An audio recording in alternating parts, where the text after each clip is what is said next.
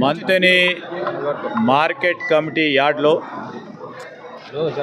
ప్రాథమిక వ్యవసాయ సహకార సంఘం వారి ఆధ్వర్యంలో కొనుగోలు కేంద్రాన్ని ప్రారంభోత్సవం చేయడం జరిగింది.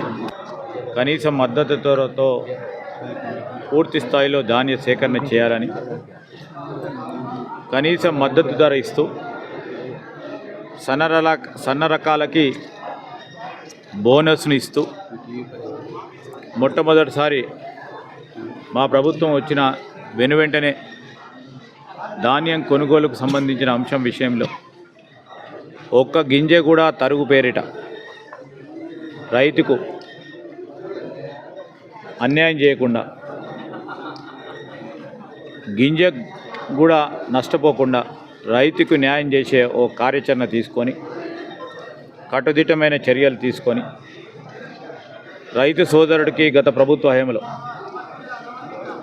బస్తాకు 4 కేజీల నుంచి క్వింటల్కు 10 కేజీల వరకు తరుగు నాణ్యత విషయంలో అని పేరు పెట్టి అలాంటివి అంశాలు లేకుండా కనీస మద్దతు ధరతో రైతును ఆదుకోవాలని, రైతుకు బాధ్యతాయుతంగా ఈరోజు వ్యవసాయ డిపార్ట్మెంటు, అదేవిధంగా పౌర సరఫరాలకు సంబంధించిన డిపార్ట్మెంట్ వారి సమన్వయంతో కొనుగోలు కేంద్రాలు పూర్తి స్థాయిలో పనిచేయటం జరుగుతుంది.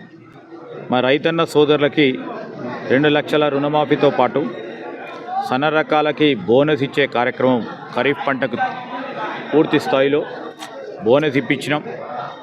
మళ్ళీ ఈ మారు కూడా సన్న రకాలకి బోనస్ ఇస్తూ రాబోయే కాలంలో రైతు సోదరుడికి సంబంధించిన సంక్షేమమే రైతన్నదే రాజుగా ఆనాడు ఉమ్మడి రాష్ట్రంలో కూడా కాంగ్రెస్ పార్టీ ప్రభుత్వంలో రైతుకు సోదరుడికి ఏ విధమైతే భరోసా ఇవ్వటం జరిగిందో మళ్ళీ 10 సంవత్సరాల తర్వాత రైతు సోదరుడికి అదే విధమైన భరోసా ఇస్తూ ఈరోజు అనేక కార్యక్రమాలను చేపట్టడం జరుగుతూ ఉంది. రైతు సోదరుడికి సంబంధించి మరి ధాన్యం పెద్ద ఎత్తున వచ్చింది, మార్కెట్లో రాబోతూ ఉంది. మేము వ్యవసాయం డిపార్ట్మెంట్ వారి సహకారం తీసుకొని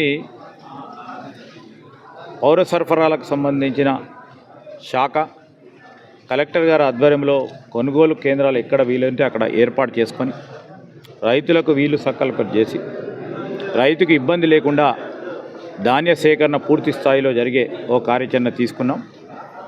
ఆ కార్యక్రమంలో రేపు ఇక్కడ కావాల్సిన టార్పాలిన్లే కానీ, ఇక్కడ కావాల్సిన కనీస సౌకర్యాల విషయంలో ఇక్కడున్న మార్కెట్ సెక్రటరీ కానీ, జిల్లాకు సంబంధించిన అధికారి అప్రమత్తంగా ఉండాలని మేము వారికి తెలియజేయటం జరిగింది.